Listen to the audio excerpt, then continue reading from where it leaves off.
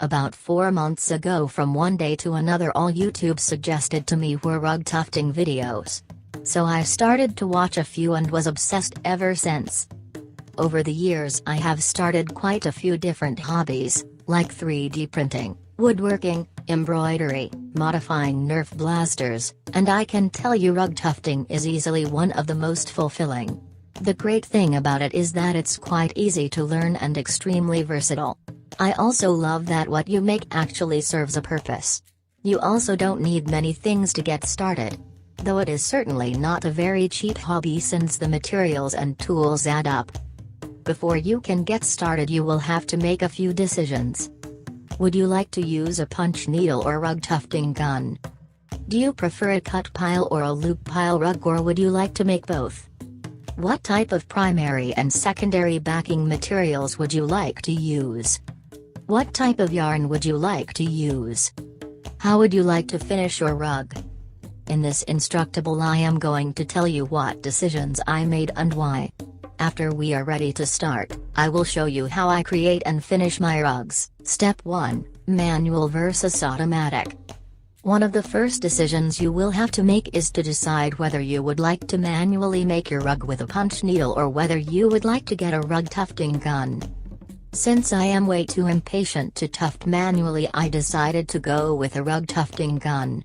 If you can only afford a punch needle or prefer the manual process, most of what I write here should also help you. The next decision you face is whether you should get a cut pile gun, a loop pile gun, or one that can do both, more expensive and heavier. The machines create loops of yarn. They can either be left as they are to create a loop pile rug or automatically cut to create a cut pile rug. You can also, of course, create a rug that uses both styles. The next decision you will have to face is where to get the gun. If you would like to support a local maker, should you be from the USA, I suggest looking at Tim Eats's page, tuftinggun.com. He sells everything you need to get started. The prices for the tufting guns start at $275. A cheaper alternative is to get the gun directly from a Chinese vendor, for example from eBay.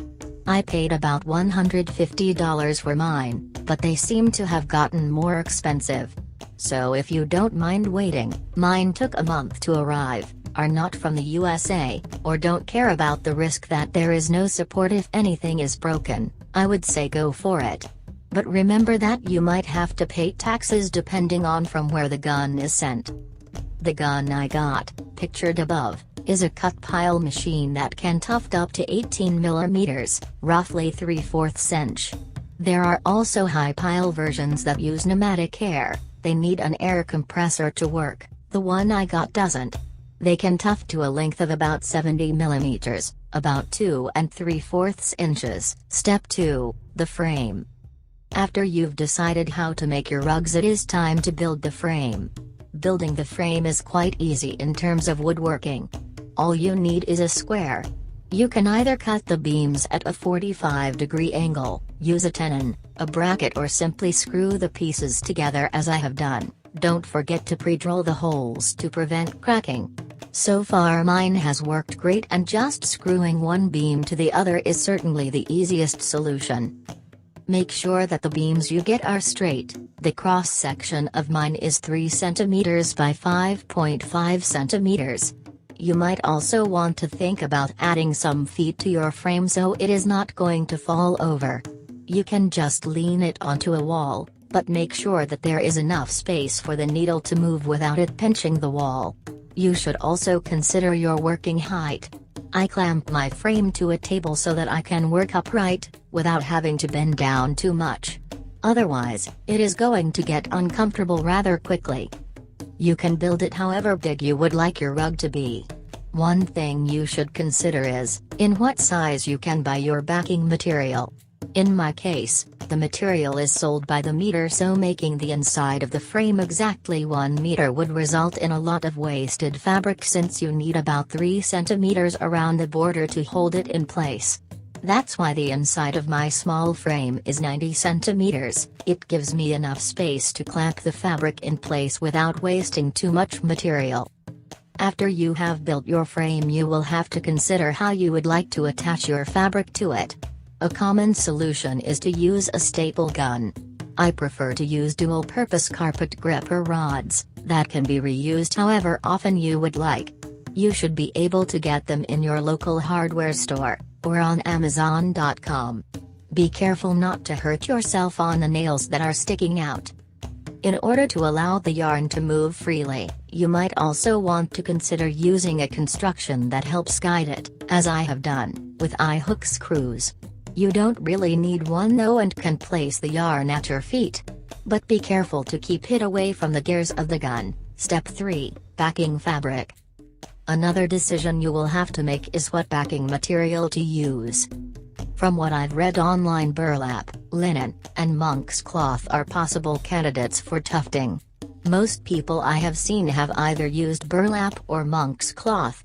I have tried them both and prefer to use monk's cloth, even though it is more expensive.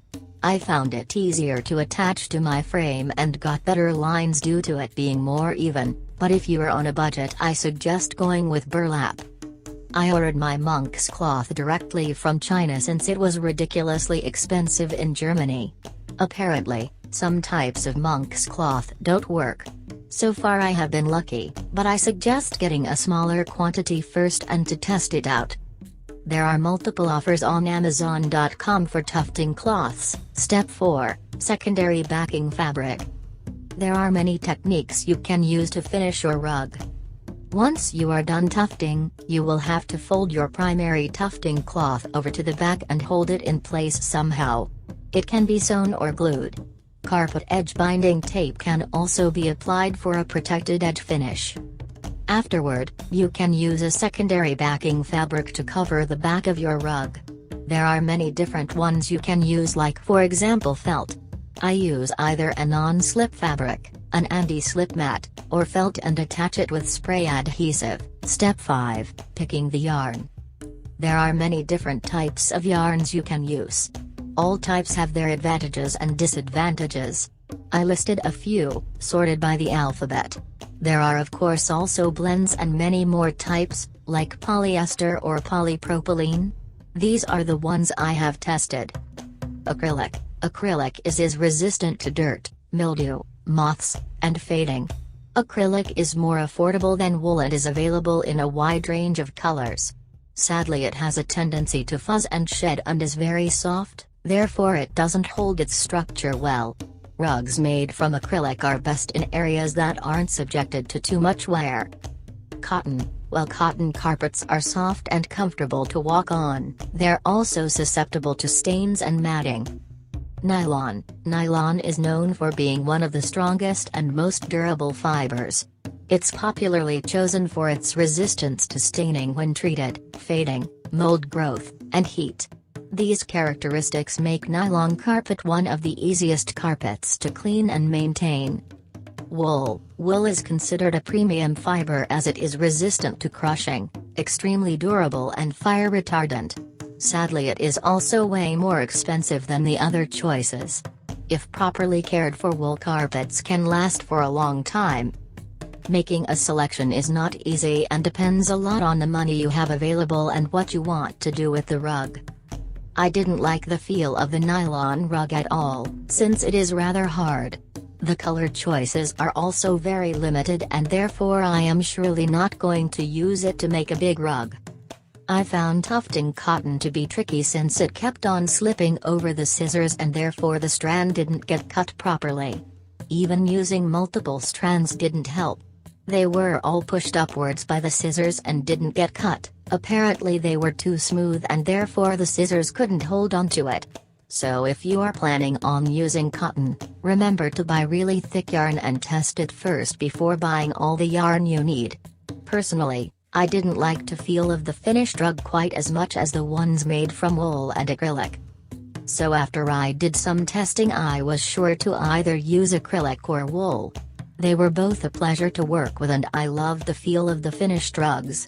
I ended up using acrylic mainly because it is cheaper and I am still practicing. In the long run, I will probably switch to wool. If I were to make a rug for someone else, or if you are planning on selling them, I would probably go with wool. Though I have seen plenty of people selling hand-tufted acrylic rugs. Unless you are trying to tuft cotton, the thickness of the yarn doesn't really matter.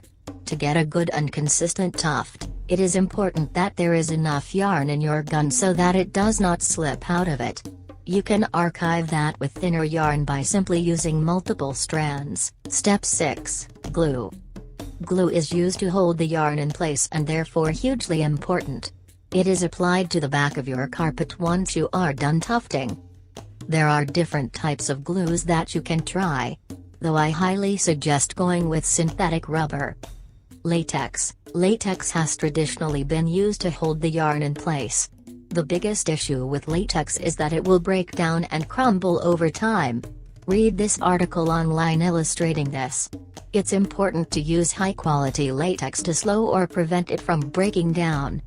Polyvinyl acetate, PVA glue is cheap, easy to get and non-toxic. You might know Elmer's glue. It can be used for wall pieces and throw pillows. The bond is not as strong as the other types of glue mentioned here and also very stiff. Acrylate polymer, synthetic rubber. Acrylate polymers are used in most industrial carpet glues. When it comes to tufting, at 1132 seems to be the first choice, from what I have read. It is a carboxylated styrene butadiene rubber latex. Sadly, I was not able to test it, because I can't buy it in Germany. The advantage of synthetic rubber is that it sticks really well and doesn't degrade over time like the natural counterpart. To choose the glue I would like to use, I tried 3 different brands. If you are from Europe, they should be easy for you to get. I bought them on Amazon. The Patex and Bofan glues are extremely similar. They look and smell about the same and have a similar viscosity. I didn't like them quite as much as the Solidal glue, because they stayed tacky even after a week of dry time. They also got tacky once they got moist. So if you can get it, I suggest going with the Solidal glue. You will need quite a lot of glue. I used about 0.7 kilograms on my Pacman Ghost rug, which is about 70 centimeters by 70 centimeters. So don't bother buying the small cans, if you're planning on making more than one rug. Step 7. Other things you need. There are a few other things you need. In the pictures, you can see the things I am using. They are: permanent marker, to draw your design onto the backing fabric. Pliers, to pick out the yarn, if you made a mistake. Scissors, to cut the yarn and the fabric.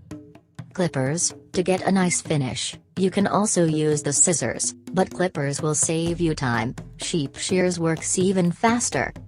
Palette knife, to apply the glue. Hot glue, to hold the folded over backing fabric in place. Spray adhesive, to attach the secondary backing fabric.